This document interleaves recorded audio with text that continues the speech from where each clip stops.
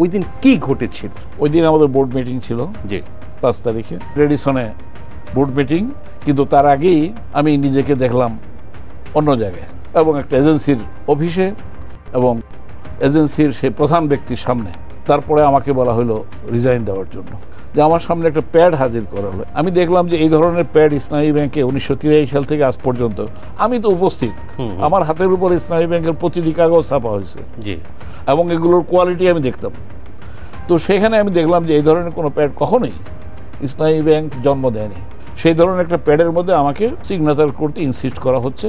মানে আমি সকালবেলা থেকে রাত পর্যন্ত আমি বাইরের দুনিয়ায় কি ঘটছে সেটা জানার আমার কোনো উপায় ছিল না। আমি খুব কষ্ট নিয়ে সই করেছি।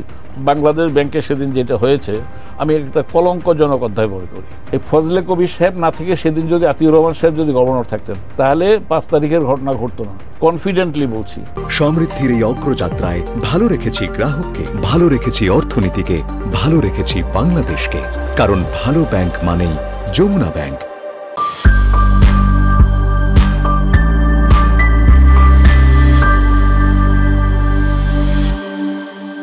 প্রিয় দর্শক, Jamuna bank presents TVS corporate টক্সে আপনাদের সবাইকে স্বাগতম। আমি সাজ্জাদুর রহমান আছি আজকে আলোচনায়। দর্শক, আজকে আমরা অতিথি হিসেবে যাকে পেয়েছি, দর্শক আপনারা হয়তো অনেকেই জানেন বা আবার অনেকে নাও জানতে পারেন, বিকজ উনি বেশ কয়েক বছর দেশের বাইরে অবস্থান করছেন। সো দর্শক, বাংলাদেশে যে ব্যাংকটি নিয়ে সব থেকে বেশি আলোচনা হচ্ছে, আমরা যদি বলি যে শেখ হাসিনা সরকারের পতনের পরের থেকে যে ব্যাংকটা নিয়ে সব থেকে বেশি আলোচনা হচ্ছে ইসলামী ব্যাংক বাংলাদেশ, বাংলাদেশের আসলে সর্ববৃহৎ ব্যাংক। অনেক ক্ষেত্রে আমরা অনেকেই বলে থাকে যে বেস্ট ব্যাংক, এটা বিভিন্ন ইন্ডিকেটরে অন্তত একটা সময়ে ছিল।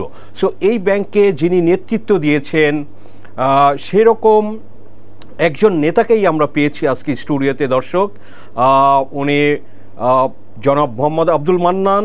ইসলামী ব্যাংকের যখন ইসলামী ব্যাংকটা বেদখল হয় বা যারা দখল করে নেয়, সো ওই সময়ে উনি এই ব্যাংকের managing director and chief executive officer ছিলেন এবং লং ক্যারিয়ার তার ইসলামী ব্যাংকে, একদম এন্ট্রি লেভেল থেকে সে ম্যানেজিং ডিরেক্টর পর্যন্ত গিয়েছেন।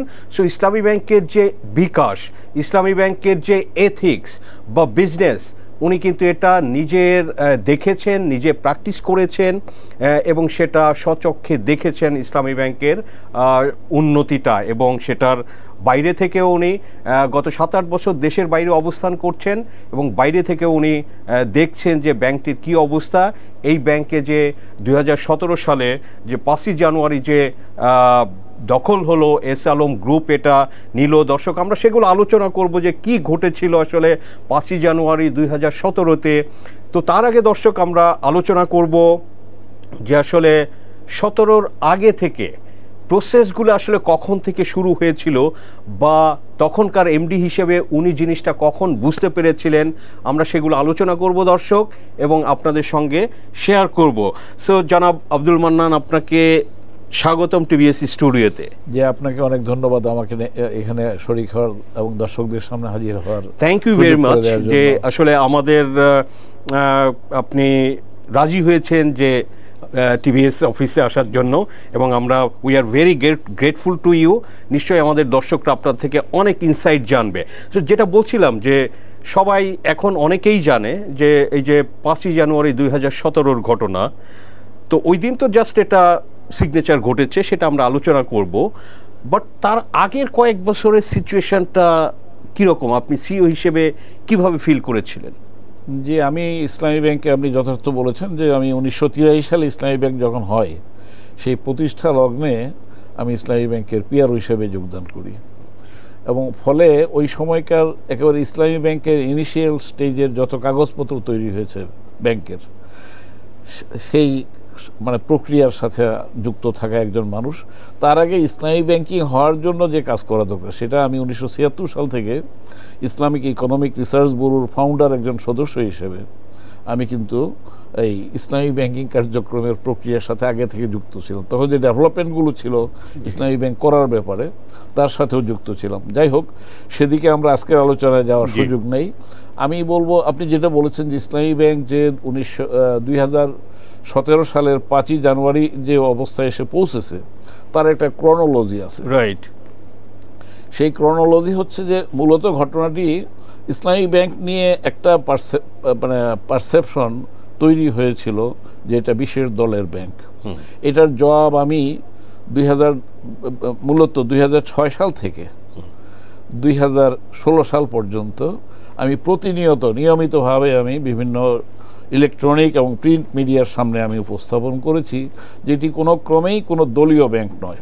এর যে মালিকানার প্যাটার্ন, 70% এটার মালিকানা হচ্ছে ইনিশিয়েট করেছে বিদেশিরা, ইনক্লুডিং ইসলামিক ডেভেলপমেন্ট ব্যাংক, যার 7.5% শেয়ার আছে, যেটার অংশীদার বাংলাদেশ সরকার নিজে, Bangladesh government as a state, আমরা হচ্ছি তার একটা স্টেক হোল্ডার।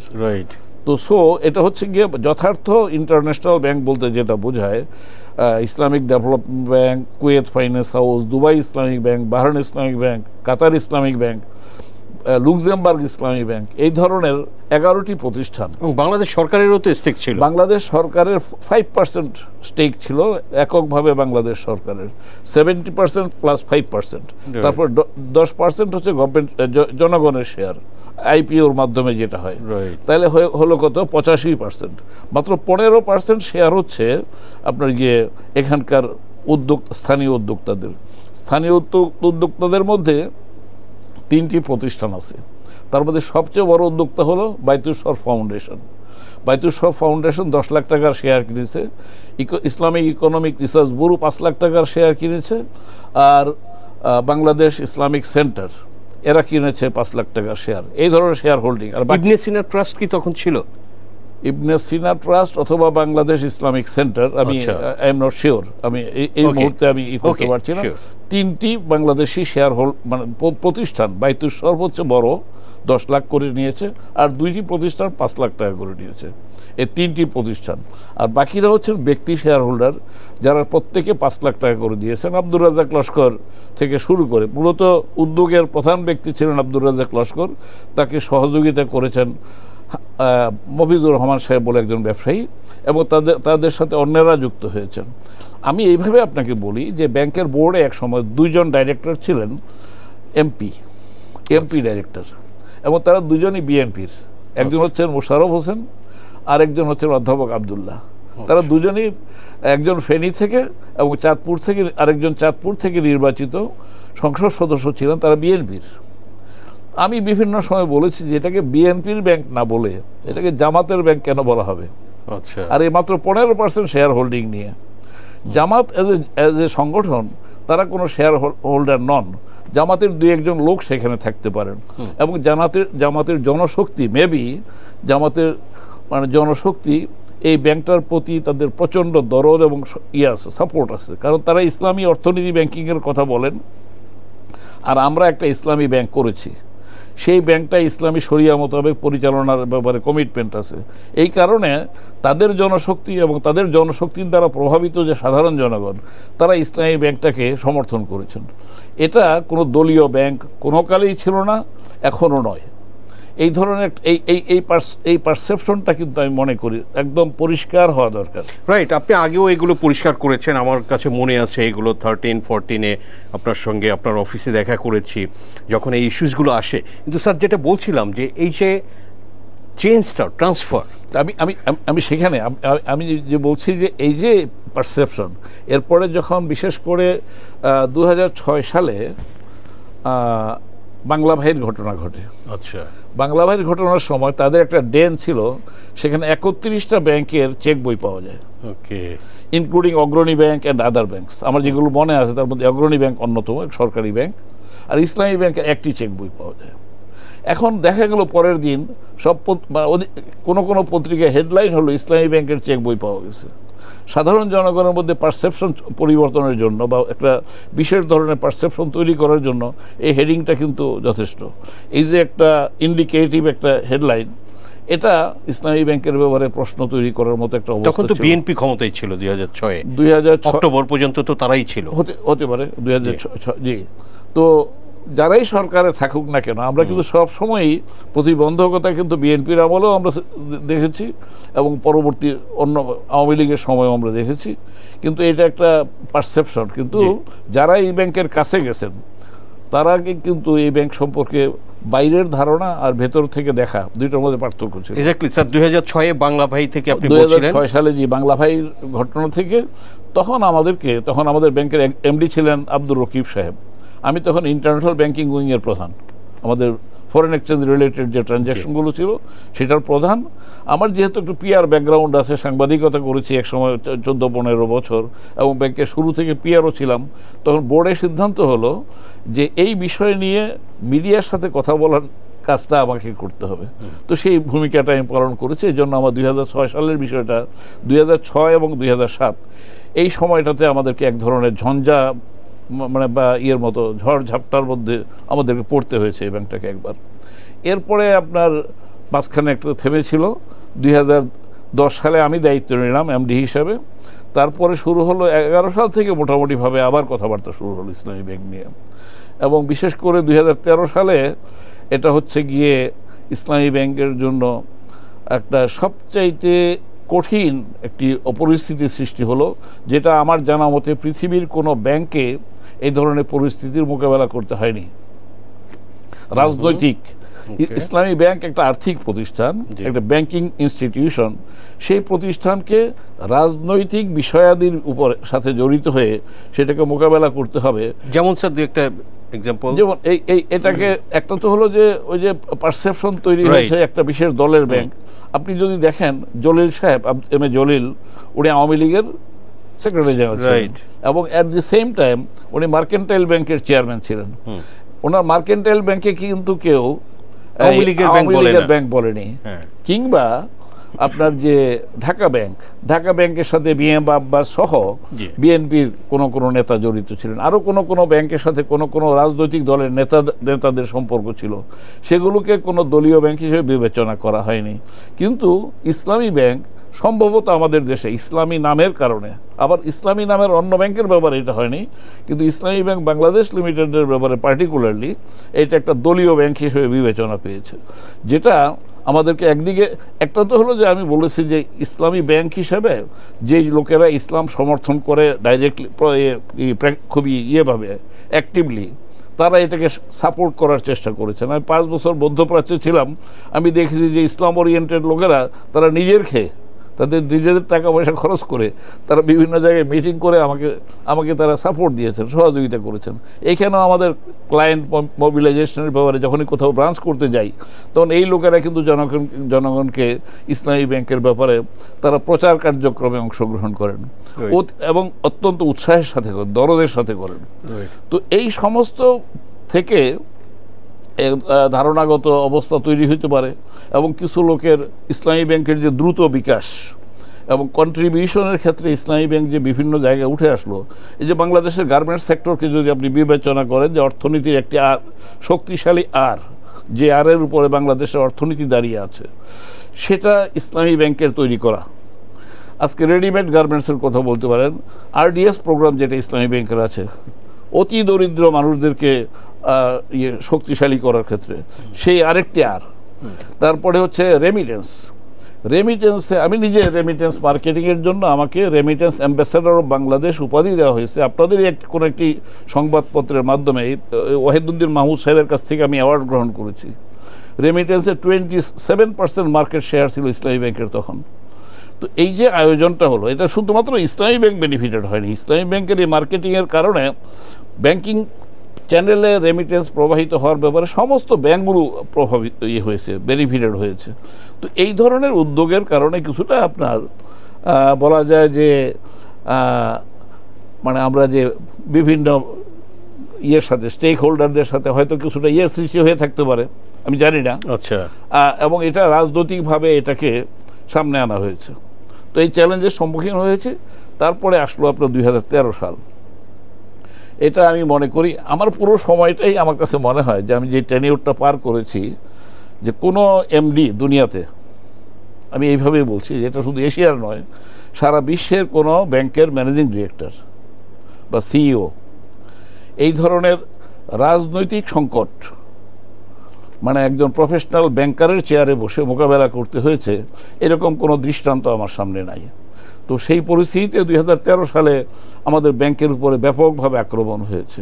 একটি বড় ফোরাম থেকে, শাহবাগ থেকে বা ইসলামী ব্যাংক বন্ধ করে দেওয়ার কথা বলা হয়েছে। আমাদের কোনো কোনো ব্রাঞ্চের সামনে সাইনবোর্ড ঝুলিয়ে দেওয়া হয়েছে, ইসলামী ব্যাংকের কার্যক্রম বন্ধ। তারপরে আমাদের সিলেটের মতো ব্রাঞ্চ, সেই ব্রাঞ্চটা আগুন দিয়ে জ্বালিয়ে দেওয়া হয়েছে, পুরো সমস্ত কাগজপত্র ছাই করে দেওয়া হয়েছে, 40টি কম্পিউটার জ্বালিয়ে দেওয়া হয়েছে। পরে আমরা সেই রাতে আবার কম্পিউটার ইনস্টল করে পরের দিন যাতে ব্রাঞ্চটা খোলা যেতে পারে সেই ব্যবস্থা আমরা নিয়েছি। আমরা তখন এই যে ফায়ার ফাইটিং, এই ফাইটিংটা ব্যাংকারদের কাজ না। ব্যাংকাররা আমরা আমাদের কিছু স্কিল থাকে এবং আমাদের কি প্রফেশনালিজম নিয়ে আমরা কাজ করব।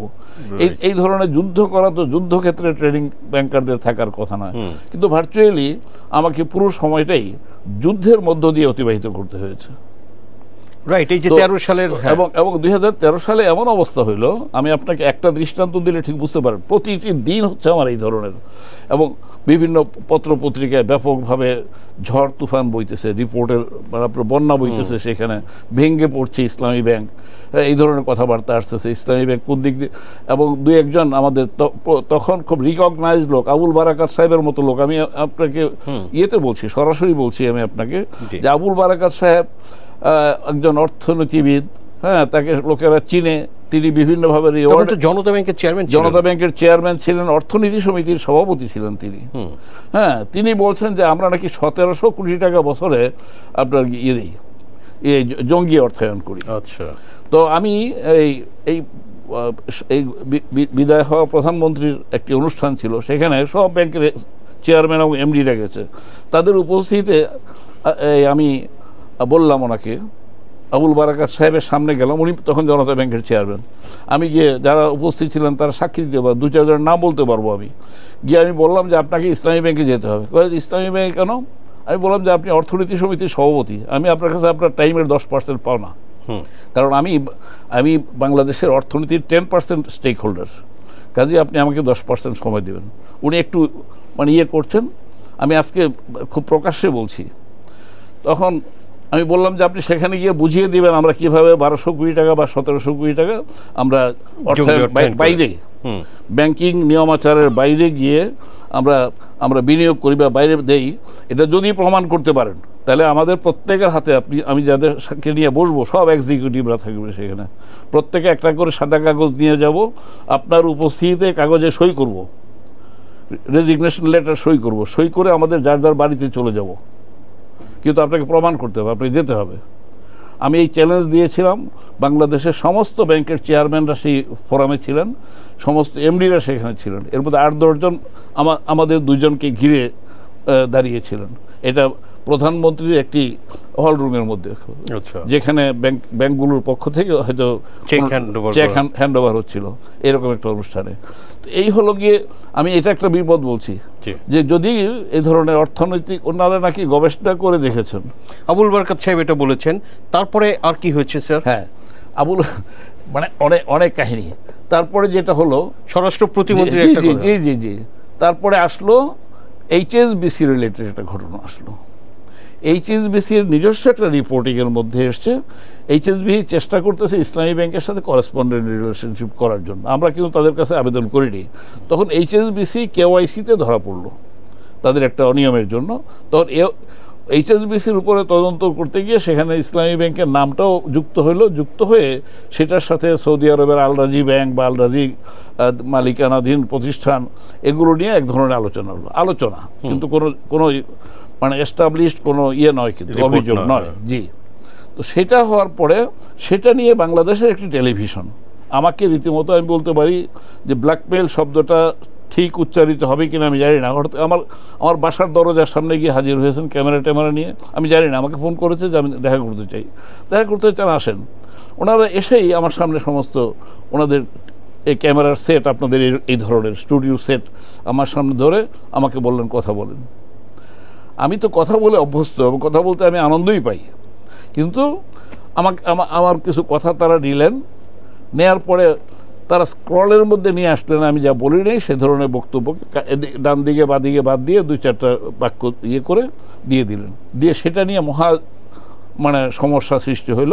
পরদিন আইন শৃঙ্খলা রিলেটেড বা জঙ্গি অর্থায়ন রিলেটেড একটা ফর্মাল কমিটির একটা মিটিং ছিল, মানে আপনার গিয়ে তখনকার যে সমস্ত বিভিন্ন এজেন্সিসগুলোর প্রতিনিধিদেরকে নিয়ে একটা মিটিং, সেই মিটিংয়ের পরে বেরিয়ে তৎকালীন স্বরাষ্ট্রমন্ত্রী, আমি ডেট আজকে বলতে পারবো না, স্বরাষ্ট্র প্রতিমন্ত্রী শামসুল হক টুকু সাহেব, তিনি বেরিয়ে আসলেন হয়তো কারোর প্রশ্নের জবাবে কিংবা তিনি এমনিতেই, উনি বললেন যে ইসলামী ব্যাংক জঙ্গি অর্থায়নে 8% ব্যয় করে তাদের আয়ের।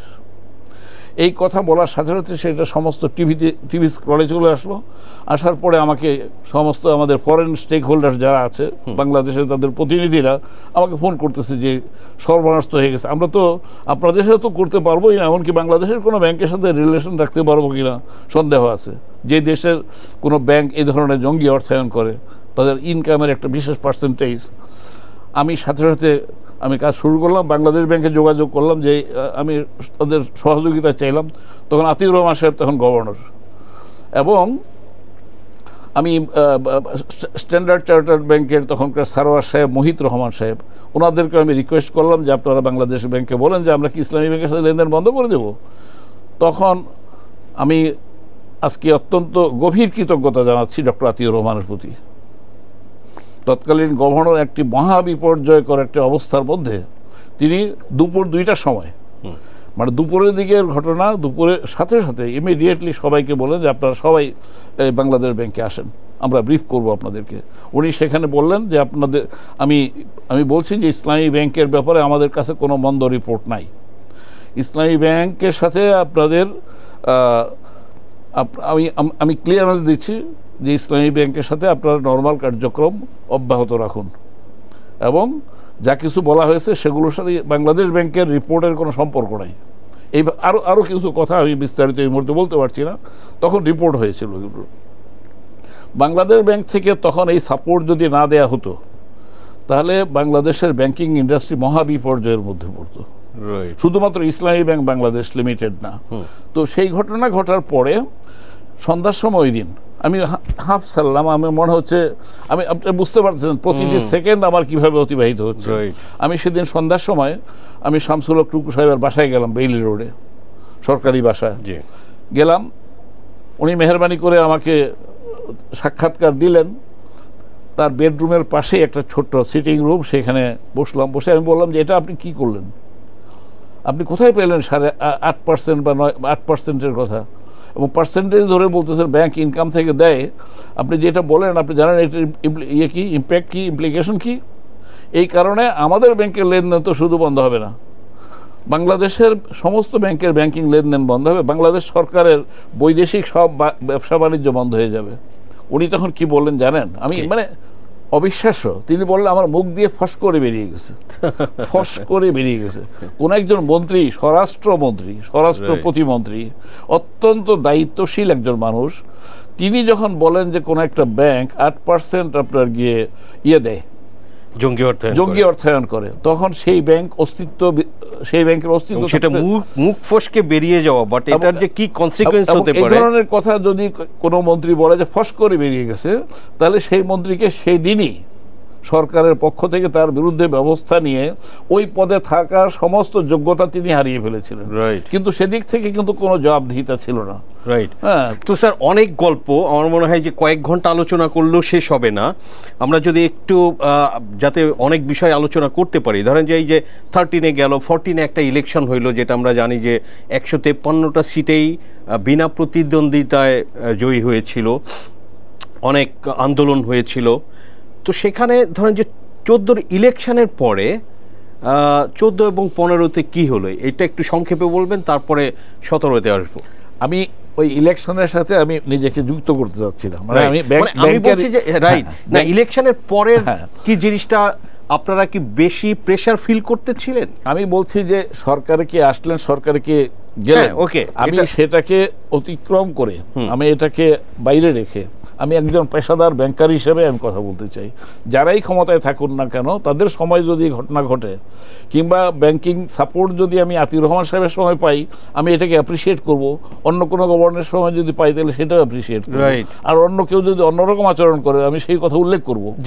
হ্যাঁ, তো সেদিক থেকে হলো যে আমি তো বললাম যে আমি দায়িত্ব নিয়েছি 2010 সাল থেকে। 2010 সাল থেকে প্রতিটি মুহূর্তই ছিল আমার জন্য ক্রিটিক্যাল, এবং যতই দিন গেছে পরিস্থিতির পরিবর্তন নিচের দিকে পরিবর্তন হয়েছে, নেতিবাচক পরিবর্তন হয়েছে, মানে এটা চাপ বেড়েছে এবং ইসলামী ব্যাংক দখল করার জন্য তখন থেকেই আজকে তো একটা গ্রুপের কথা বলা হচ্ছে, তখন এই ধরনের অন্তত 5টা গ্রুপ যাদের নাম আমি এই মুহূর্তে না বললেও চলে, হ্যাঁ 5টা গ্রুপ আমি নাম বলতে যাচ্ছি না, 5টা গ্রুপ অন্তত তারা প্রত্যেকেই ইসলামী ব্যাংক দখল করার জন্য আগ্রহী হলো, যেই কায়দায় নেওয়া যাক না কেন। এবং এমনকি আপনার গিয়ে বিভিন্ন দায়িত্বশীল পর্যায়ে কিছু লোক আবার কেউ সমর্থন করেছে। তো তৎকালীন এজেন্সির কোনো লোক ইসলামী ব্যাংক সম্পর্কে অত্যন্ত চমৎকার রিপোর্ট দিয়েছে এবং বলেছে, প্রধানমন্ত্রীকে বলেছে যে এটা সবচেয়ে ক্লিন ব্যাংক আমাদের রিপোর্ট অনুযায়ী। আবার এজেন্সির সাথে যুক্ত নন এরকম কোনো জেনারেল যিনি খুব বেশি প্রভাবশালী তিনি বলেছেন যে এটাকে এখনই বন্ধ করে দেওয়া দরকার। সেখানে কিন্তু আমি বলবো যে আতিউর রহমান সাহেব উনি বরাবরই ইসলামী ব্যাংকের পক্ষে দাঁড়িয়েছেন, এবং ইসলামী ব্যাংক সম্পর্কে তিনি যেখানে রিপোর্ট করার কথা অফিসিয়ালি অথবা আনঅফিসিয়ালি মানে অনুযায়ী সেখানে তিনি ইসলামী ব্যাংক সম্পর্কে বলেছেন যে আমার সমস্ত মানে অনুযায়ী এটা হচ্ছে বাংলাদেশের অর্থনীতিকে ধরে রাখার জন্য, বাঁচিয়ে রাখার জন্য, হ্যাঁ, বা দেশের সরকারের যে পায়া শক্তিশালী রাখার জন্য, হ্যাঁ, মোস্ট কন্ট্রিবিউটরি ব্যাংক। রাইট, এটা আমাদের মানে তৎকালীন গভর্নর মহোদয় কিন্তু একবার দুবার না বারবার তিনি বলেছেন, এবং ইসলামী ব্যাংকের ইমেজ যাতে ঠিক থাকে এই জন্য আমরা যখন এই যে আন্তর্জাতিক ক্রিকেটে যা অংশগ্রহণ করলাম এবং এই ধরনের বড় বড় ইভেন্টে অংশগ্রহণ করেছি, এই ইভেন্টগুলোতে ইসলামী ব্যাংকের অংশগ্রহণকে তিনি ফ্যাসিলিটেট করতে অনেক সহযোগিতা করেছেন। আমি এটা অত্যন্ত কৃতজ্ঞতার সাথে মানে ইসলামী ব্যাংকের এক্স সিইও হিসেবে আমার কৃতজ্ঞতা জানিয়েই আমি বলতে চাই যে তিনি কিন্তু এই কাজটি করেছেন। আচ্ছা, রাইট। এমনকি আমি আপনাকে একটু বলি যে 2016 সালে ফোর্বস ম্যাগাজিন, সম্ভবত বাংলাদেশে একমাত্র এমডি আমি সিইও যার ইন্টারভিউ নেওয়ার জন্য ফোর্বস ম্যাগাজিন বিদেশ থেকে তাদের প্রতিনিধি ফ্লাই করে এসেছেন ঢাকায়, এবং আমার ইন্টারভিউ নিয়েছেন, এবং আমার ইন্টারভিউটাকে সাবস্টেন্সিয়েট করার জন্য 2 ব্যক্তির ইন্টারভিউ নিয়েছেন। তখন সাবেক গভর্নর আতিউর রহমান সাহেবের একটা ইন্টারভিউ নিয়েছেন, আর একটা হলো সিপিডির তৎকালীন এক্সিকিউটিভ ডিরেক্টর, তার ইন্টারভিউ নিয়েছেন। দুজনই বলেছেন যে এটা স্বচ্ছতম ব্যাংক, এবং আতিউর রহমান সাহেব এভাবে বলেছেন যে আমার 7 বছরের দায়িত্বকালীন সময়ে এই ব্যাংকটির প্রতি আমি সবচেয়ে বেশি মানে মনোযোগ দিয়েছি, ওয়াচফুল ছিলাম, এবং আমার ওয়াচে ইসলামী ব্যাংকে কোনো মন্দ কিছু যেগুলো বাইরে বলা হয় সেই ধরনের মন্দ কিছু, ইট ইজ অন রেকর্ড। আপনি ফোর্বস ম্যাগাজিন যদি আপনি সার্চ দেন ইসলামী ব্যাংক বিষয়ে, এখনো বলেন ইসলামী ব্যাংকে ওই রিপোর্টের হেডলাইন ছিল most worst bank most worst bank এই ধরনের। হ্যাঁ, সবচাইতে যেই ব্যাংকটার প্রতি নজরদারি আছে দুনিয়ার এবং বাংলাদেশের রেগুলেটরি অথরিটির, সেই ব্যাংক হচ্ছে ইসলামী ব্যাংক, এবং সেই ব্যাংকের সিইওর ইন্টারভিউ আমি নিচ্ছি। এইভাবে তিনি কিন্তু প্রতিবেদনটা করেছেন, এটা এখনো পাবেন আপনি গুগল সার্চ দিলে, সেখানে আতিউর রহমান সাহেবের বক্তব্য পাবেন। তো এইগুলো কিন্তু একটা লাগাতার 2006 থেকে 2016 পর্যন্ত আমি ধরতে পারি এই ব্যাংকের বিরুদ্ধে রাজনৈতিকভাবে এবং ইসলামী ব্যাংক সম্পর্কে সঠিক ধারণা না থাকার কারণে যে সমস্ত কথা বলা হয়েছে আমি এগুলোকে চ্যালেঞ্জ করেছি, তখনও চ্যালেঞ্জ করেছি, এখনও আমি আপনাকে বলছি যে তারা যদি ভিতর থেকে এসে দেখেন তাহলে তারা উল্টা দিক দেখতে পাবেন। ইসলামী ব্যাংকে যখন আপনাকে তো তৎকালীন গভর্নরই আপনাকে সার্টিফাই করেছেন যে এটা বেস্ট ব্যাংক, এবং দেশি বিদেশি সবাইকেই বলেছে যে আপনারা এই ব্যাংকের সাথে বিজনেস কন্টিনিউ করেন, আপনি যেটা বললেন ডক্টর আতিউর রহমান। তো স্যার যদি একটু আসি যে যেদিন চেঞ্জ হলো আপনি এবং আপনার চেয়ারম্যান সহ আপনারা পদত্যাগ করতে বাধ্য হলেন, এটা ছিল 5ই জানুয়ারি 2017। তো দর্শকরা একটু জানতে চায় যে আসলে ওই দিন কি ঘটেছিল। ওই দিন আমাদের বোর্ড মিটিং ছিল, জি 5 তারিখে। আমাদেরকে বলা হইল 5ই জানুয়ারি যেহেতু শাপলার চত্বরের একটা বড় ঘটনার দিন, এই দিন গোলমাল হইতে পারে মতিঝিল এলাকায় বা ইয়েতে, হ্যাঁ, এই জন্য আমরা যেন মিটিংয়ের ভেন্যুটা শিফট করে নিয়ে যাই, আচ্ছা, এই জন্য আমাদেরকে বলা হলো।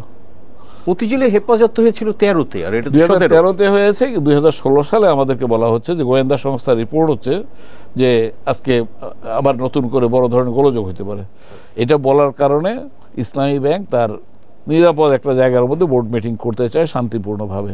আমাদের বিদেশি ডাইরেক্টররা আসতেছেন বা থাকেন সাধারণত, এবং আমাদের তো একটা বোর্ড মিটিং গোলযোগের মধ্যে পড়া উচিত না। আর যখন একটা কর্তৃপক্ষীয় স্থানীয় লোকেরা যখন বলতেছেন, তখন সেটাকে কগনিজেন্সে নিয়েছে তখনকার ব্যবস্থাপকরা, এইটার বোর্ড যারা করেন, ম্যানেজ করেন, তো করে তারা বোর্ড মিটিংটাকে সরিয়ে কিন্তু রেডিসন হোটেলে কিন্তু ইসলামী ব্যাংকের পক্ষ থেকেই মানে সেই বোর্ড মিটিংটা আয়োজন করতে মানে তারা হয় কি বলে, তারা পরামর্শ, আমরা পরামর্শ দেয়, তারা বাইরে থেকে পরামর্শ দেওয়া হয়েছে যে আপনারা বোর্ড, আপনাদের মতিঝিলের সরকারি কোনো এজেন্সি, হ্যাঁ, ওকে, যে আপনারা বোর্ড মিটিংটা ব্যাংকে না করে আপনারা বাইরে করেন, এবং বাইরে করলে সবচেয়ে ভালো হয় যদি আপনারা ওইদিকে করেন, ওই এয়ারপোর্টের ওই সাইডে, মানে মূল ঢাকার বাইরে, এবং রেডিসন হলে আরো বেশি ভালো হয়।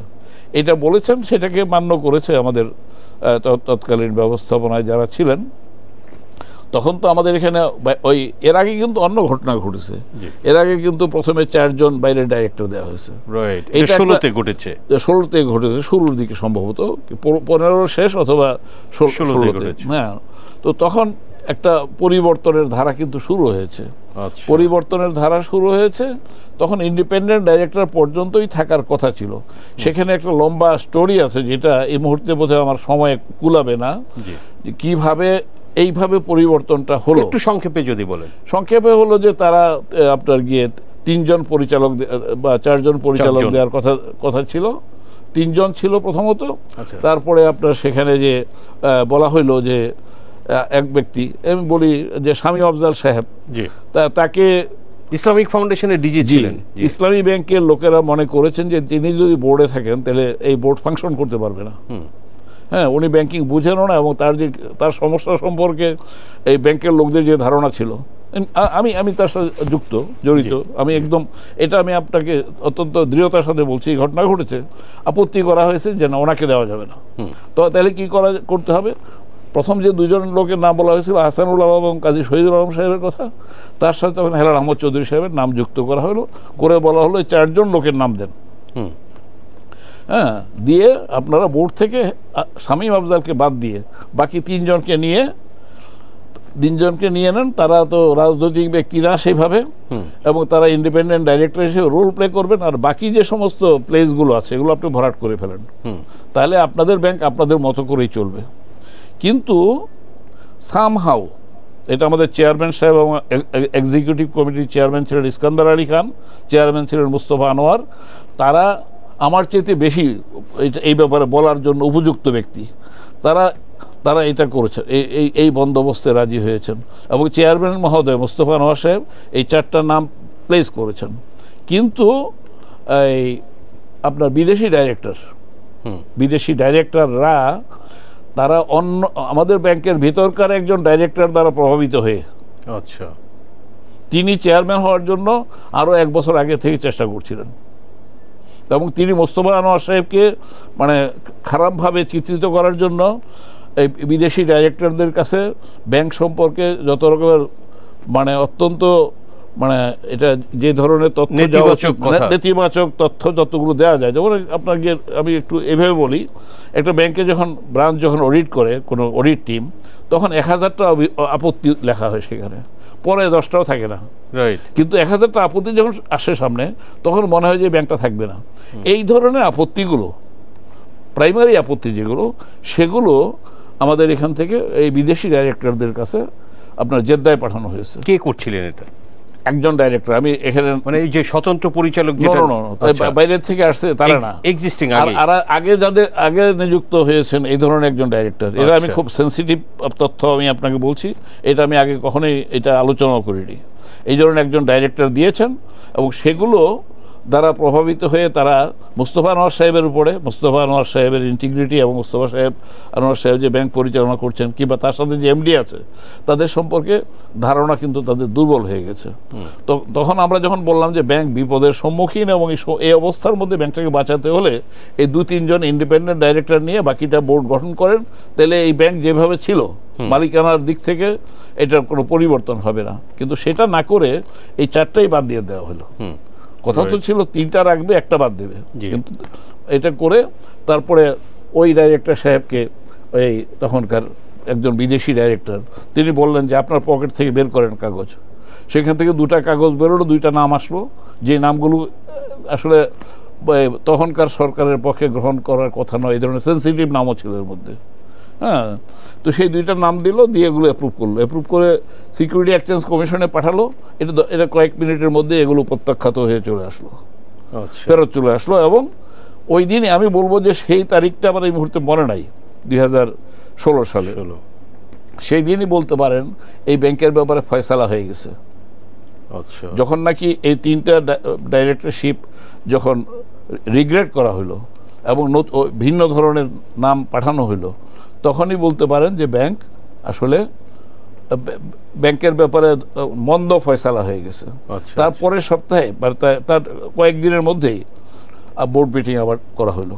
এটা খুব ছোট্ট একটা সংক্ষিপ্ত সময়ের জন্য করে ওই 4 জনকে নিয়োগ করা হলো। 4 জনকে নিয়োগ করার কয়েকদিনের মধ্যে আরও নতুন 4 জনকে নেওয়া হলো, নিয়ে তারা মানে সম্পূর্ণরূপে এটা ভিন্ন চেহারা লাভ করলো ইসলামী ব্যাংকের বোর্ড, সম্পূর্ণ নতুন চেহারা। এবং আমরা শুধু চেয়ে চেয়ে দেখলাম যে মানে ঘরের ইন্দুর বেড়া কাটছে এবং আমরা একটা মন্দ পরিণতির দিকে ব্যাংকটাকে ঠেলে দেওয়া হচ্ছে। এটা আমরা ব্যাংকের ভিতরে 2-3 জন লোক আমরা জানতাম খুব ভালো করে যে কি হচ্ছে। আমরা এটার জন্য শুধুমাত্র মানে দেয়ালে মাথা ঠোকা ছাড়া আর কিছু করার ছিল না, এই ধরনের একটা পরিস্থিতি ছিল তখন। এবং এরপরে যা হলো, মোস্তফা আনোয়ার সাহেব চেষ্টা করেছেন, ইস্কান্দার সাহেব চেষ্টা করেছেন এই পরিস্থিতিটাকে ঠেকানোর জন্য, কিন্তু তারা ঠেকাতে পারেননি। আমরা হেরে গেছি। মানে প্রতিটি রণক্ষেত্রে যেমন মীর জাফর, মীর হাবিব, মীর সাদিক থাকে আমাদের ইতিহাসে, বাংলার ইতিহাসে, ঠিক তেমনি ইসলামী ব্যাংকের ইতিহাসেও আপনার এই ধরনের একটা ভূমিকা ছিল। কাজেই একটা তো বাইরে থেকে ছিল, বাইরে থেকে অনেকে উৎপেতে ছিলেন ইসলামী ব্যাংকটাকে কিভাবে এটা একটা মৌচাক করা যায়, কিভাবে এটা একটা মৌচাক, এটাকে যদি কোনোভাবে কোনো না কোনোভাবে আংশিকভাবেও যদি এটার ভিতরে ঢোকা যায়, এটার জন্য খুব নাম করা, এক নামে পরিচিত তারা সারা দেশে, এই ধরনের লোকেরা এটার দিকে নজর দিয়েছিলেন। শেষ পর্যন্ত এস আলমের সেখানে আসার রাস্তা তৈরি হয়েছে এই প্রথম 4 জন ঢোকার পরে। পরবর্তী যে 4 জন আসলো তখনই আপনার গিয়ে তিনি শেয়ার কিনে ফেললেন দ্রুত। আচ্ছা, মার্কেট থেকে শেয়ার কিনে এদেরকে তার ডাইরেক্টর করে ফেললেন, করে রাতারাতি হি বিকেম। এবং পরবর্তীতে বিদেশি ডাইরেক্টররা যখন ভুল বুঝলো, তখন তাদের পক্ষে আর কিছু করার নেই, তখন তারা কিন্তু তারা শেয়ারগুলো তুলে নিল এখান থেকে। স্যার, তো এই যে তারপরে হচ্ছে যে আপনার এস আলম গ্রুপ ঢুকলো 16-তে, দেন তারপরে আপনাদের 5ই জানুয়ারির যে 2017-র ঘটনাটা, বোর্ড মিটিং, আপনি একটু আলোচনা করছিলেন যে আপনাদের বোর্ড মিটিং ছিল, তারপরে এজেন্সি কি রিপোর্ট দিল, রেডিসনে হলো, তারপরে কি হলো স্যার? জি, রেডিসনের যেটা বললাম তার আগে ছোট্ট আলামত হলো যে যখন নাকি এস আলম টেক ওভার মানে মোটামুটিভাবে অনেকগুলো শেয়ার নিয়েছে, তারপরে তার কিছুটা প্রভাব বাড়তে শুরু করলো। আমি এটা অত্যন্ত মানে তিনি বিভিন্ন ব্যাপারে মানে কথা বলার চেষ্টা করছেন, তখন উনি দেখে দিয়ে যাচ্ছেন যে কি হচ্ছে কি না হচ্ছে, ওনার ডাইরেক্টররা সেখানেই আছে, এই ধরনের একটা পর্যায় শুরু হলো। তারপরে আসলো ছোট্ট একটা ঘটনাই বলতে পারি, এটা সব জিনিস আমি মনে করে বলবো হয়তো কোনো এক সময়। আমার কাছে আসলো 10 জনের নাম আসলো, একটা সবুজ কালিতে স্বাক্ষর করা গুরুত্বপূর্ণ ব্যক্তির স্বাক্ষরে একটা 10 জনের একটা লিস্ট আসলো, এদেরকে যেন রিক্রুট করা হয়। তো আমি বললাম যে কে পাঠাইলো এটা, আমি এক কথায় বললাম সবুজ কালিতে সিগনেচার করা একজন, মনে করেন যে খুবই যার ইশারায় দেশের অনেক কিছু হয়। আচ্ছা, হ্যাঁ, এই এরকম জায়গা থেকে নির্দেশ, ইসলামী ব্যাংকের নির্দেশ দেওয়া হচ্ছে, কিংবা তার কাছ থেকে এই নির্দেশটা আনা হয়েছে যে এই 10 জন লোককে রিক্রুট করার জন্য, নিচের দিকে অবশ্য রিক্রুট করার জন্য। আমি তখন টুঙ্গিপাড়াতে আমাদের একটা ব্রাঞ্চ হয়, সেই ব্রাঞ্চের উদ্বোধনের আগের দিন আমরা একটা সেমিনার করি। সেমিনারের পরে রাতের বেলা আমি সব ডাইরেক্টরকে বললাম, ওনারা প্রায় টুঙ্গিপাড়া ব্রাঞ্চ উদ্বোধন উপলক্ষে আমাদের মোস্ট অফ দি ডাইরেক্টর সেখানে প্রেজেন্ট হয়েছেন। হ্যাঁ, তো সেখানে আমি মোস্তফা আনোয়ার সাহেবের রুমের মধ্যে তাদেরকে সবাইকে হাজির করতে বললাম, একটু তশরিফ আনতে বললাম যে আপনাদের সাথে আমাকে কথা বলতে হবে। ওনারা আসছেন। পরে আমি বললাম যে ইসলামী ব্যাংকের, এর আগে আমি তাদের কাছে বিভিন্ন সময় এক্সপ্লেইন করেছি ইসলামী ব্যাংকের কিছু নিয়ম আচার আছে, ইসলামী ব্যাংকের রিক্রুটমেন্টের পলিসি কি, ইসলামী ব্যাংক কীভাবে লোকদেরকে ট্রেন আপ করে, ইসলামী ব্যাংক কীভাবে ত্রাণ দেয়, ত্রাণ কার্যক্রমে তাদেরকে প্র্যাকটিক্যালি নিয়ে গেছে so that they can understand যে ইসলামী ব্যাংক কিন্তু গ্রাসরুট লেভেলে মানুষের কল্যাণের জন্য কাজ করে। রিক্রুটমেন্টের ব্যাপারে যখন এটা আসছে, এটা আমাদের ব্যাংকে কখনো ঘটে নাই। কোনো চেয়ারম্যান, কোনো ডাইরেক্টর কেউ আঙ্গুল তোলেন নাই যে ওই লোকটাকে রিক্রুট করতে হবে, কারণ উই ডোন্ট ডু ইট। আর ইসলামী ব্যাংকে শুরু থেকে আমি আছি, আমি সাক্ষ্য দিচ্ছি যে নট এ সিঙ্গেল পার্সন কখনো ইসলামী ব্যাংকে রিক্রুট হয়েছে কোনো ব্যক্তির ইশারায় বা বোর্ডের বা কয়েকজন মিলে ইশারা করছে ন। তখন আমি বললাম যে যদি আপনারা এটা করতে চান, এই প্যান্ডোরার বাক্স আমি আমার হাত দিয়ে খুলব না। যদি করতে চান আমি আপনাদের কাছে মেমো পাঠাবো বোর্ডে, আপনারা যদি সিদ্ধান্ত নেন that will be your decision, that will be the decision of the board, not of managing director. এটা বলার পরে আমি জানি না কে কীভাবে নিছেন, ওনারা হয়তো কেউ কেউ অপ্রস্তুত হইতে পারেন, কেউ অফেন্ডেড হইতে পারেন যে এমডি আমাদেরকে ব্যাকাদায় ফেলতেছে। তো এটা হলো গিয়ে বোধ হয় 28-29 তারিখের দিকে, ডিসেম্বরের, 16 ডিসেম্বর। হ্যাঁ, এটা হলো 2016 সালের ডিসেম্বরের কথা বলছি, লাস্ট উইকের কথা। টুঙ্গিপাড়া ব্রাঞ্চ যেদিন উদ্বোধন হয় তার আগে রাত্রে, এরপরে হয়তো 27 তারিখে হইতে পারে, 27-28 এই ধরনের। এনিওয়ে, এরপরে সেখান থেকে আসলাম। আসার পরে আমি তখন দেখতেছি যে মানে বিভিন্ন ধরনের নির্দেশ দেওয়ার ধরনটা যেন চেঞ্জ হয়ে যাচ্ছে। আমাদের কোনো কোনো লোকে আমাদের কিছু এক্সিকিউটিভ সম্পর্কে আমাকে বলা হচ্ছে এদেরকে স্যাক করেন। অমুকের ব্যাপারে গোয়েন্দা রিপোর্ট আছে, অমুকের ব্যাপারে আমরা মনে করছি যে তার আচরণ ভালো না বা তার এটা বিব্রতকর অবস্থা। আমাকে ম্যানেজমেন্ট আমাকে চালাই দেন। কোনোদিন আমি গত পূর্ববর্তী যে আমি 3টা টেনিওর ইসলামী ব্যাংকের এমডি ছিলাম, কোনোদিন আমাকে কোনো বোর্ড চেয়ারম্যান বা কোনো বোর্ড অফ ডিরেক্টরস আমাকে কোনো ব্যাপারে এই ধরনের ডিকটেশন দেয়নি। আমি অহরহ ডেইলি আমি ডে টু ডে অ্যাক্টিভিটিসের মধ্যে আমি খুব বিরক্ত হয়ে যাচ্ছি, কষ্ট হচ্ছে আমার, কারণ আমি এতে অভ্যস্ত না, তো আমি নিতে পারছি না। এরপরে ঘটলো 5 তারিখের ঘটনা, আমি যেটা বলছিলাম শুরুতেই আপনাকে, যে রেডিসনে বোর্ড মিটিং, কিন্তু তার আগেই আমি নিজেকে দেখলাম অন্য জায়গায়। আচ্ছা, সকালবেলা আমি অন্য জায়গায় দেখলাম, আমাকে সেখানে নেওয়া হলো ক্যান্টনমেন্টে, জি, এবং একটা এজেন্সির অফিসে, এবং এজেন্সির সেই প্রধান ব্যক্তির সামনে, তার চেম্বারে তিনি আমার সাথে প্রথম দিকে খুব ভালোভাবে কথা বলেছেন। আমি রেমিটেন্সে অ্যাম্বাসেডার বাংলাদেশের, রেমিটেন্স সম্পর্কে আমার যে অভিজ্ঞতা আছে এটা নাকি আর বাংলাদেশের কারণ নাই। হ্যাঁ, আমি মাইক্রো ফাইন্যান্সে বিরাট উন্নতি করেছি, আমি diversification, distributive justice point of view থেকে আমি এসএমই, মাইক্রো ফাইন্যান্স, এগ্রিকালচার সব জায়গায় আমি টপ পজিশনে আছি। ফিনান্সিয়াল ইনক্লুশন এগুলো সব আসলো, এবং আমার কাছে ব্যাংকিং এর ব্যাপারে কিছু পরামর্শও চাইলো। আচ্ছা, এটা একটা পর্যায়ে, দ্যাট ওয়াজ ফাইন। এরপরে ভিন্ন একটা পর্যায়ে চলে গেল, এবং সেই পর্যায়টা যেতে যেতে খুব খারাপ দিকে গেল। তারপরে আমাকে বলা হলো রিজাইন দেওয়ার জন্য। তো এবং রিজাইন দেওয়ার জন্য আমি বলেছি এর আগে যে আমার সামনে একটা প্যাড হাজির করা হলো। একটা প্যাড না, একটা প্যাড তো হলো একটা প্যাডের পাতা, একটা হলো ইসলামী ব্যাংক থেকে এমডি হিসেবে রিজাইন করা, আর একটা হলো আমাদের ইসলামী ব্যাংক ফাউন্ডেশনের বোর্ডে আমি আছি, আরও এরকম 2-3টা আমাদের সিকিউরিটিজ লিমিটেড, ম্যানেজমেন্ট লিমিটেড, এই ধরনের কয়েকটা আমাদের কোম্পানি আছে। সেই কোম্পানিগুলো তো আমার ডাইরেক্ট, এরা সব খবরাখবর নিয়ে একদম রেডি করে টাইপ করে নিয়ে আসছে।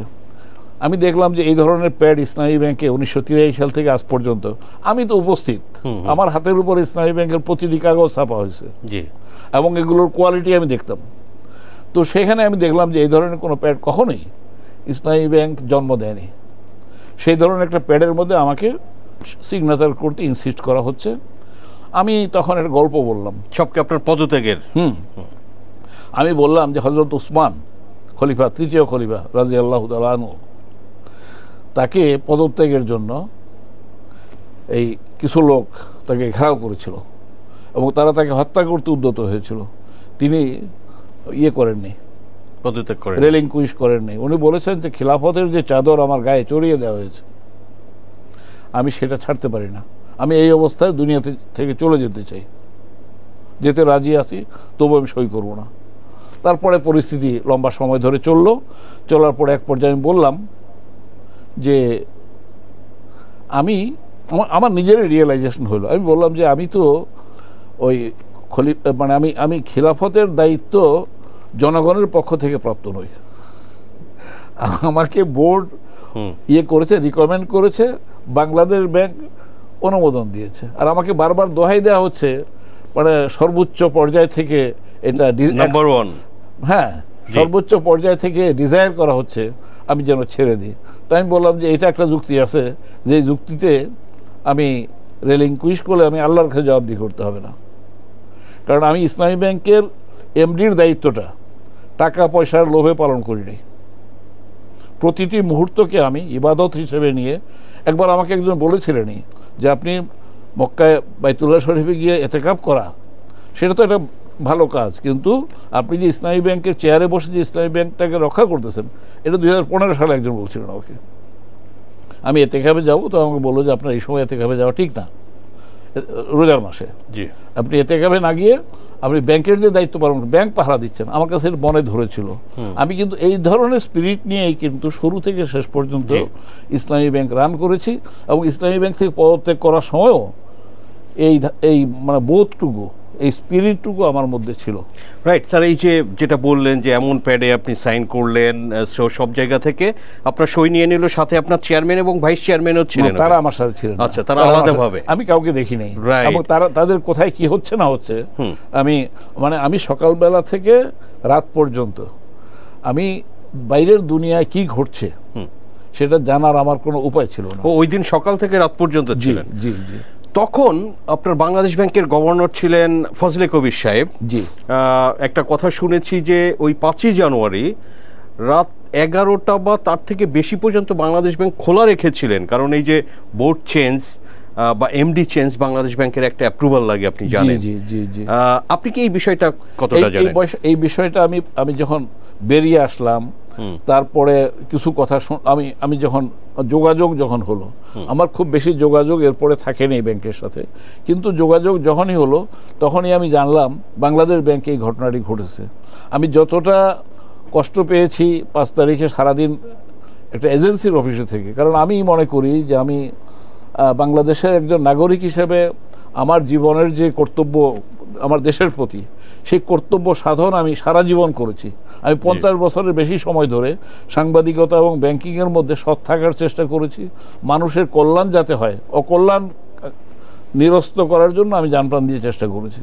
তো সেই অবস্থার মধ্যে আমার জন্য কিন্তু, এবং ইসলামী ব্যাংকটাকে কিন্তু এত গভীরে লালন করেছি, এবং ইসলামী ব্যাংকের কর্মকর্তা কর্মচারীদেরকে আমি 2010 সাল থেকে এমনভাবে একটা টিম হিসেবে আমি গড়ে তুলেছি যে এই প্রতিষ্ঠান এইভাবে আপনার গিয়া আমি যখন সই করতেছি আমি বুঝতে পারছি যে আমি তো এমন এক কাগজে সই করছি যেটা পতনের দিকে নিয়ে যাবে ব্যাংকটাকে। এই অনুভূতি নিয়ে আমি খুব কষ্ট নিয়ে সই করছি।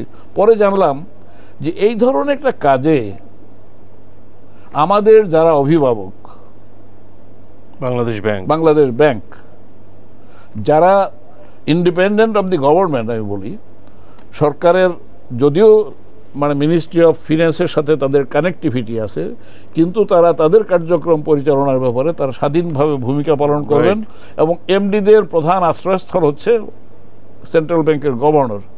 সেখানে আমার পদত্যাগপত্র দিয়ে আরেকজনের এমডি করে সেটাকে অনুমোদন দেওয়া, কিংবা বোর্ডের অন্যদের ব্যাপারে তো আমার বেশি বক্তব্য থাকার কথা না, বোর্ডের কেউ বলবেন। আমি বলছি পুরো ব্যাপারটাই বাংলাদেশ ব্যাংকে সেদিন যেটা হয়েছে আমি একটা কলঙ্কজনক অধ্যায় মনে করি।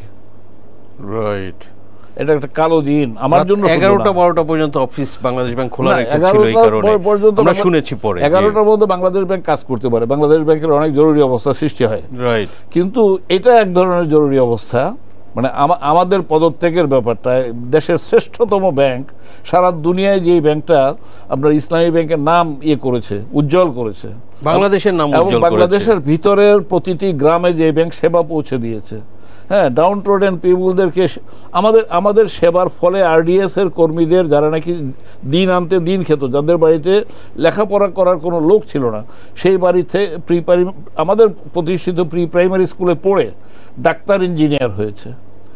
হ্যাঁ, সেই ব্যাংকটাকে আপনি এইভাবে ধ্বংস হতে দেবেন? যে ব্যাংকটার আপনাদের কাছে অনেক ইন্ডিকেটর আছে, স্কুল ব্যাংকিংয়ে আমরা ফার্স্ট, আমরা এসএমইতে ফার্স্ট, মাইক্রো ফাইন্যান্সে আমরা ফার্স্ট, কৃষি বিনিয়োগে আমরা ফার্স্ট, রেমিটেন্সে আমরা সারা বাংলাদেশের সমস্ত ব্যাংকিং যা করে তার অলমোস্ট 1/3 আমরা আনি, এবং আমাদের মার্কেটিং এর appreciated by central bank also. এবং আরও এই ধরনের, আমি এটা এই শুধু এইটার উপরে বলতে পারি, কন্ট্রিবিউশন অফ ইসলামিক ব্যাংকিং এর উপরে আমি আপনাকে 1 ঘন্টা বলতে পারবো। তো সেই ব্যাংকটা ধ্বংস করার জন্য আপনি বসে থাকবেন রাত্রেবেলা, রাত জেগে, কিংবা সেই ব্যাংকের এমডি তাকে জিজ্ঞেস করবেন না যে আপনি রিজাইন করতেছেন কেন? আপনাকে তো আমরা যেভাবে পাইছি আপনি কন্ট্রিবিউট করেছেন বলেই তো আমরা 3 টার্ম আপনাকে অনুমোদন দিয়েছি। রাইট, এদেরও মনে হয় যে ধরেন যে বিচারের আওতায় আনা উচিত, বিকজ এই রকমের অন্যায়ে তারা সহযোগিতা করেছে। তো স্যার, যেটা বলছিলেন আপনি, ধরেন যে ইসলামী ব্যাংকের আপনি যখন, আমি এই প্রসঙ্গে বলি একটু কথা, আমি অনেক পারসেপশন বাজারে, অনেক রকমের এক একজনের ব্যাপারে এক ধরনের কথা আছে, কে বুঝে বলে, কে না বুঝে বলে। এই ফজলে কবির সাহেব না থেকে সেদিন যদি আতিউর রহমান সাহেব যদি গভর্নর থাকতেন, তাহলে 5 তারিখের ঘটনা ঘটতো না। আচ্ছা, এটা আপনার বিশ্বাস? এটা আমার প্রত্যয়। আচ্ছা, কনফিডেন্টলি বলছি। আমি জানি যে এই কথাটা প্রতিকূল ধরনের কথা আর কি। আতিউর রহমান সাহেবের যে ঘটনা ঘটেছে, ট্রেজারির ঘটনা, যেটা এটা নিয়ে বাজারে যে সমস্ত কথাবার্তা আছে, সেই কারণে আমি দেখেছি যে অনেক শিক্ষিত মানুষ, অনেক আপনার গিয়ে পণ্ডিতজন, তারাও কিভাবে মিডিয়াতে হরদম কথা বলতেছেন আমি দেখছি। তারপরেও আমি বলছি, আমি ভিন্ন ধরনের কথা বলছি ডক্টর আতিউর রহমান সম্পর্কে, যে তিনি যদি থাকতেন সেদিন সেন্ট্রাল ব্যাংকের গভর্নর, তিনি যেভাবে বুক দিয়ে আগলে রেখেছেন ইসলামী ব্যাংকটাকে, আমি তার কাছে দারুণ কৃতজ্ঞ। এবং সেদিন উনি যদি গভর্নর থাকতেন, তাহলে 5 তারিখের ঘটনা ঘটার আগেই তিনি এই ব্যবস্থা করতেন। এটুকু আমি আপনাকে, এর আগেও আরো অনেকগুলো ঘটনা ঘটেছে যেগুলো ফজলে কবির সাহেবের কাছ থেকে আমি কোনো পাইনি। রাইট। তো স্যার, আলোচনা করলে তো আসলে অনেক সময় ধরে আলোচনা করা যাবে, আমরা যদি একটু শেষের দিকে আলোচনা, তো এই যে ব্যাংকটার দখল হলো, তো আপনি তো ধরেন যে 83 থেকে আপনি ছিলেন, আপনি এই যে 2017 5ই জানুয়ারিতে পদত্যাগ করা পর্যন্ত আপনি দেখেছেন এই ব্যাংকটার জন্ম থেকে বেড়ে ওঠা পর্যন্ত আপনি দেখেছেন, এটারে বলিষ্ঠ হতে দেখেছেন। তো তারপরে যে 17তে নতুন মালিকানা বা বোর্ডে যারা আসলো, ব্যাংকটা নিল, আমরা এখন তো প্রচুর রিপোর্ট দেখছি। যখন শেখ হাসিনা সরকারের পতনের পরে আমরা এক সময় লিখতে পারতাম না, আমরা অনেক সময় অনেক কিছু শুনেছি যে কি এরকম লোনের নামে যে টাকা লুটপাট হচ্ছে, বাট এখন তো জিনিসগুলো পরিষ্কার। তো আপনি একটু সংক্ষেপে যদি বলেন যে আপনার সময়ের সাথে এখন এই যে ব্যাংকের কি পার্থক্যটা দেখছেন আপনি? আমি ঠিক সেভাবে পার্থক্যটা করতে পারবো না, পার্থক্য আপনারাই তুলে ধরছেন পত্রপত্রিকায়। ব্যাংকিং ইন্ডাস্ট্রিতে যে একটা আপনার, আমি কথাটা যদি এইভাবে বলি আপনাকে, আমাকে একটু সময় দিবেন। 1793 সালে ইস্ট ইন্ডিয়া কোম্পানি ক্ষমতা নিল, 1772 সালে অ্যাকচুয়ালি তারা পুরোপুরিভাবে ক্ষমতা নিল। দ্বৈত শাসন 1757 থেকে 1770 পর্যন্ত হচ্ছে দ্বৈত শাসন। এরপরে তারা দায়িত্ব নিল, তারা নেয়ার পরেই 1793 সালে চিরস্থায়ী বন্দোবস্ত করলো। সেই চিরস্থায়ী বন্দোবস্তের মাধ্যমে আগে যে জমিদাররা ছিল কর্মচারী, তারা মূলত সেখানে বিচার আচারও করতো এবং সরকারের স্বার্থ দেখতো সেখানে, মানে এই কি বলে সুবাহদারদের স্বার্থ দেখতো। কিন্তু ইস্ট ইন্ডিয়া কোম্পানি এসে করলো কি, তাদেরকে বানিয়ে দিল স্থায়ী প্রতিনিধি, স্থায়ী। তোমরা ওইখান থেকে খাজনা আদায় করো, তোমরা আমাদেরকে একটা ভাগ দিবা, হ্যাঁ, ব্যবসায়ের একটা অংশ দিবা খাজনার, আর বাকিটা তোমরা ইচ্ছা মতো তোমরা খাজনা আদায় করো, এবং প্রজাদের সাথে তোমরা যাচ্ছে তাই ব্যবহার করবা। এই জন্য তোমাদেরকে সম্পত্তির মালিকানাটা তোমাদেরকে দেওয়া হলো। জমির মালিকানা সত্ত্ব প্রজাদের কাছ থেকে কেড়ে নিয়ে তুলে দেওয়া হলো কতক মানে একদম মাফিয়ার কাছে। জমিদার আপনি দেখেন যদি, এরা কেউ কিন্তু মূল জমিদার না, অতীতে যারা জমিদার ছিলেন তাদের এক ধরনের কর্মচারী, এবং ইংরেজদের সাথে থেকে যারা ৭৬-এর মন্বন্তর যারা সৃষ্টি করেছে এবং যারা নাকি তাদের নানান ধরনের নানাভাবে বেনিফিশিয়ারি হয়েছে, যারা ইস্ট ইন্ডিয়া কোম্পানিকে প্রতিষ্ঠিত করেছে এখানে, সেই ধরনের একদল লোক কিন্তু হঠাৎ কলকাতাকে কেন্দ্র করে জমিদার হয়ে উঠলো। এই পরিবারগুলোর ইতিহাস যদি আপনি দেখেন, বিনয় ঘোষ খুব ভালোভাবে লিখেছেন। এই কয়েকটি পরিবারের হাতে বাংলাদেশের সমস্ত জনগণ, মানে প্রজা, এখন মানুষ না, তারা হয়ে গেল এক ধরনের তাদের কৃতদাস। এবং অনেক ঐতিহাসিক, ওরিয়েন্টাল ঐতিহাসিকও লিখছেন যে তাদেরকে ব্যবহার করা হতো, তাদের যে জিম্মি হয়ে গেল তারা, তাদের হাতে তারা স্লেভ হয়ে গেল, তারা স্লেভ হয়ে গেল, তারা কাজ করবে এবং নাম লিখতে গেল জমিদারকে জিজ্ঞেস করবে। চিরস্থায়ী বন্দোবস্তের সঙ্গে কিভাবে আমি বলছি যে চিরস্থায়ী বন্দোবস্ত হলো যেভাবে নাকি বাংলাদেশের, এবং সেটা 1953 সালে খাজা নাজিমুদ্দিন যখন প্রধানমন্ত্রী পাকিস্তানের, তখন তিনি সেটা মালিকানাটা জনগণকে ফেরত দিলেন, জমিদারি প্রথা বাতিল করে। এই যে ধারাবাহিক, এই যে অবস্থাটা, এই মধ্যবর্তী সময় আমরা যে ধরনের একটা ইয়েতে ছিলাম, বাংলাদেশের ব্যাংকিং ইন্ডাস্ট্রি 1980 সালে মানে আপনার গিয়ে বেসরকারি ব্যাংক সৃষ্টি করার পর 83 সালে চালু হলো। না, ইসলামী ব্যাংক না, আমি সামগ্রিকভাবে national bank, city bank, IFIC bank সহ, ওরাও তো 83-তে হয়েছে। 1980 সালে, না 80 সালে আইন হলো, রাইট, ইয়ে চাইলো লাইসেন্স দেওয়ার ব্যাপারে, বাংলাদেশ ব্যাংক থেকে আহ্বান জানাইলো লাইসেন্স তোমরা দরখাস্ত করো। 80 সাল থেকে প্রক্রিয়া শুরু হলো। তারপর তখন কিন্তু একটা ভালো উদ্দেশ্য ছিল। আমি একটু যদি সময় পাই এভাবে বলি যে 70 সালের যে নির্বাচন হলো, সেই নির্বাচনে কিন্তু আওয়ামী লীগ এবং আমার যতটুকু মনে পড়ে জামাত ইসলামী দুজনেরই নির্বাচনী ইশতেহারে আপনার ব্যাংক এবং বিমা জাতীয়করণের কথা ছিল। আচ্ছা আচ্ছা। এবং আওয়ামী লীগ এসে সেটা করেছে। এটার পিছনে ফিলোসফিটা কি ছিল? ব্যাংক বিমাটা কোনো কোঠারি পুঁজিপতিদের হাতে দেওয়া হবে না, বরং সরকারের অধীনে রেখে জনকল্যাণ এটা বাড়ানো হবে, লোকদের কাছে দেওয়া হবে। আনফর্চুনেটলি আপনার 72 সাল থেকে 80 সাল পর্যন্ত সেই লক্ষ্য খুব বেশি অর্জিত হয় নাই। ডোর স্টেপে ব্রাঞ্চের সংখ্যা বেড়েছে, কিছু এই ধরনের কাজ কিছু হয়েছে। প্রাইভেট সেক্টর যখন হইল, তখন এখানে একটা মানে আপনার ব্যবসা বাণিজ্য শিল্প এগুলোতে বিনিয়োগের ইয়েটা প্রতিযোগিতামূলকভাবে বাড়তে শুরু করলো। এবং বাংলাদেশের আজকের যে উন্নয়ন, এই উন্নয়নে এই প্রাইভেট সেক্টর ব্যাংকিংয়ের একটা ভূমিকা আছে অবশ্যই। কিন্তু একটা সময় ছিল ব্যাংকিং সেক্টরে গুড গভর্নেন্স, গুড বোর্ড ছিল। বোর্ডগুলোতে মনে করেন যে লিডারশিপ ছিল, তারা সবাই সাইদুজ্জামান সাহেবের মতো লোকেরা ব্যাংকের চেয়ারম্যান ছিলেন।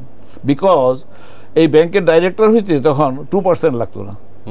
হ্যাঁ, 10,000 টাকা যদি কারোর শেয়ার থাকতো তাহলে তাদের মধ্য থেকে, হ্যাঁ, যে শেয়ার হোল্ডাররা যদি বানাইতো, শেয়ার হোল্ডাররা হলো ব্যাংকের মালিক, তখন মালিকানাটা ছিল ব্যাংক শেয়ার হোল্ডারদের। রাইট। এখন এবং তারা শেয়ার হোল্ডাররা ডাইরেক্টর নির্বাচিত করছে। এবং আমাদের সাইদুজ্জামান সাহেবের মতো অর্থমন্ত্রী ছিলেন উনি এক সময়, এরশাদ সাহেবের সময়, তিনি একটা ব্যাংকের চেয়ারম্যান হলেন। কমোডর আতাউর রহমান সাহেব বাংলাদেশের ফার্স্ট নেভাল অফিসার, মানে ওনার আগে কেউ নেভিতে ঢুকে নাই। 1948 সালে উনি নেভিতে জয়েন করেছেন। He was senior to all the generals of our country. হ্যাঁ, তো উনি এবং অনেক বিরাট কন্ট্রিবিউশন আছে তার। উনি 4-5টা কর্পোরেশনের চেয়ারম্যান ছিলেন। উনি ইসলামী ব্যাংকে 35,000 টাকা মাত্র তার শেয়ার মূলে তিনি ইসলামী ব্যাংকে ঢুকলেন ডাইরেক্টর হয়ে, এবং তিনি চেয়ারম্যান হয়ে থাকলেন 13 বছর। আচ্ছা। শাহ আব্দুল হান্নান, তিনি টাকা পয়সার মালিক নন, তার মধ্যে শেয়ার ছিল 25,000 টাকার। সেই 25,000 টাকার শেয়ার নিয়েও তিনি ইসলামী ব্যাংক লিড করলেন।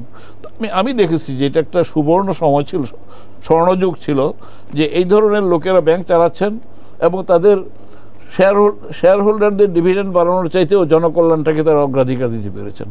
পরবর্তীতে এই প্রথম দশকের পরে এসে সম্ভবত এই 2009-10 সালের দিকে এটা হয়েছে যে 2%, এটা Bangladesh securities and exchange commission করে।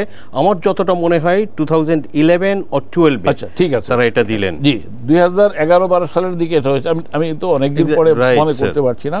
এইটা যখন করলো তখন আমি কিন্তু অনেকের সাথে ঝগড়া করেছি হ্যাঁ, আমি একেবারে, যেমন আমি ইব্রাহিম খালেদ সাহেবের সাথে একাধিকবার বলেছি যে আপনি আমাদের অভিভাবক, ব্যাংকিং সেক্টরে আপনি কথা বলেন, স্যার একটু সংক্ষেপে আমাদের মনে হয়।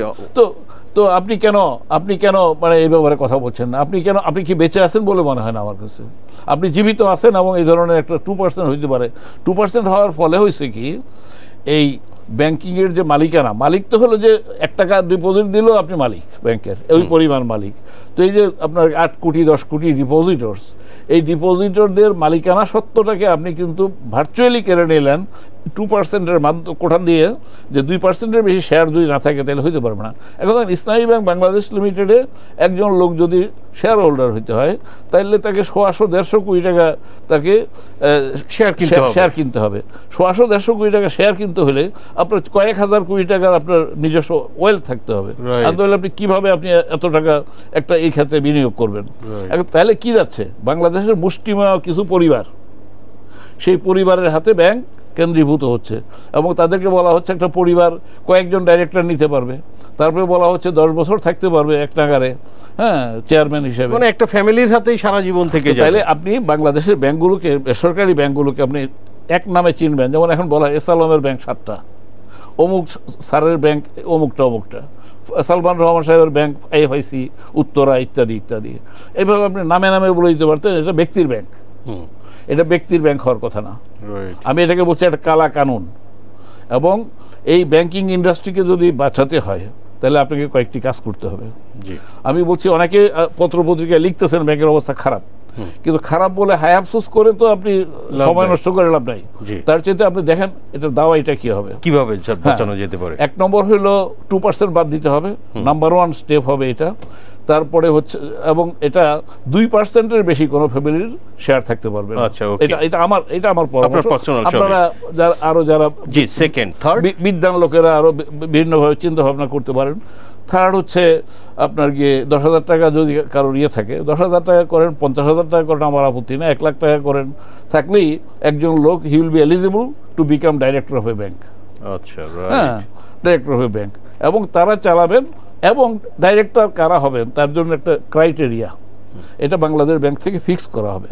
বাংলাদেশ ব্যাংকের কিছু রেগুলেটরি বিধান থাকবে সেখানে, কারণ কিছু কমিটি আছে, risk management committee, executive committee, এই ধরনের যে কমিটিগুলো আছে, অডিট কমিটি, এই কমিটিগুলোর যারা নেতৃত্ব দেবেন তাদেরকে দক্ষ হইতে হবে। একটা ব্যাংকের ব্যবস্থাপনার জন্য তাদের দক্ষতা থাকতে হবে। তারা তো ব্যাংকের ম্যানেজমেন্টকে তদারকি করবেন। আরেকটা জিনিস যেটা করতে হবে, আমি এরপরে যেটা বলতে চাই, সেন্ট্রাল ব্যাংকের পুনর্গঠন। আচ্ছা, কেন্দ্রীয় bank should be independent of the ministry of finance, এবং ব্যাংকিং ডিভিশন থাকবে কিনা সেটা বিবেচনা করতে হবে। এখানকার সরকারি ব্যাংকগুলো যেভাবে নাকি আপনার মানে ব্যাংকিং ডিভিশনের দ্বারা পরিচালিত, কলকাঠির সবকিছু সেখান থেকে ঘোরানো হয়, এর মন্দ অবস্থা আজকে ব্যাংকিং সরকারি ব্যাংকগুলোর অবস্থা দেখলেই, তাদের বন্ধ ঋণের পরিমাণ দেখলে আমরা বুঝতে পারি। পরিমাপ করতে কোনো অসুবিধা হয় না। আর সেন্ট্রাল ব্যাংকের যিনি গভর্নর হবেন তাকে মেরুদণ্ড সম্পন্ন হতে হবে, তার অন্যান্য ক্রাইটেরিয়া থাকবে, এবং তিনি ব্যক্তিত্ব সম্পন্ন হবেন, এবং তিনি সকল ব্যাংকের ম্যানেজিং ডিরেক্টরের উপরে তার নিরঙ্কুশ কর্তৃত্ব বজায় থাকবে। যে টার্মের উপরে এমডিরা নিয়োজিত হয় সেই টার্মস রক্ষিত হচ্ছে কিনা, পান থেকে চুন খসলে সেই এমডির চাকরি চলে যাবে।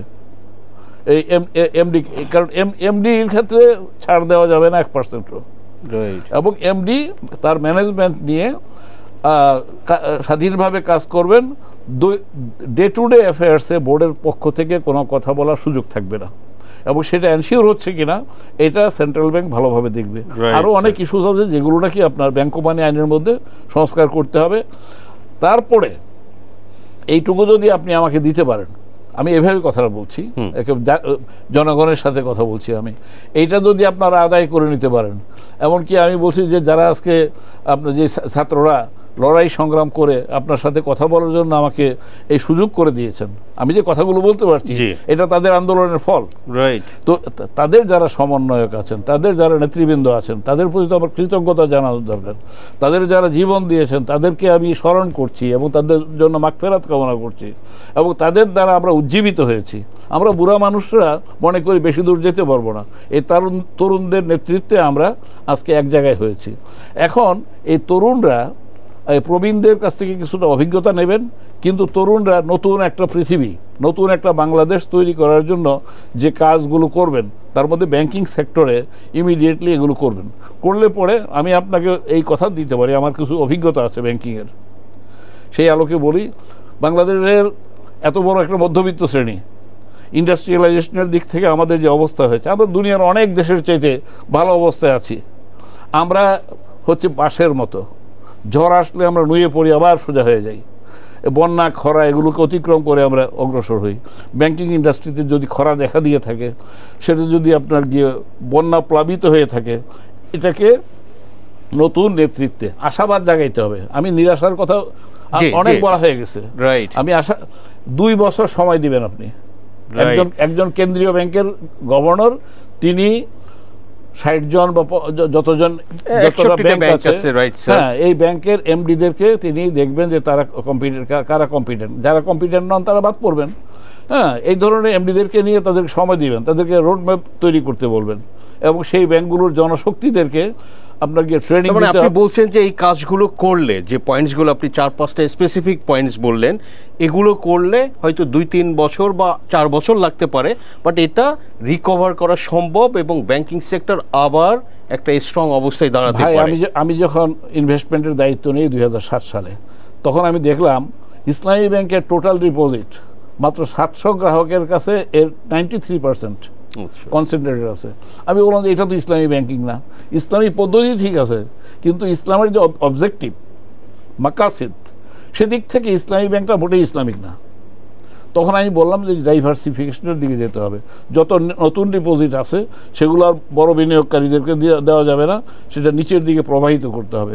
আমি যখন এমডি হিসেবে যখন ছাড়লাম, তখন অনলি 39% ছিল আপনার গিয়ে বড়দের হাতে, আর বাকিটা চলে আসছে ছোট ছোট 61% আমরা ছোট গ্রাহকদের কাছে। আমরা 10,000 গ্রামে তখন ছড়িয়ে পড়েছে গ্রাম, মানে বিনিয়োগ।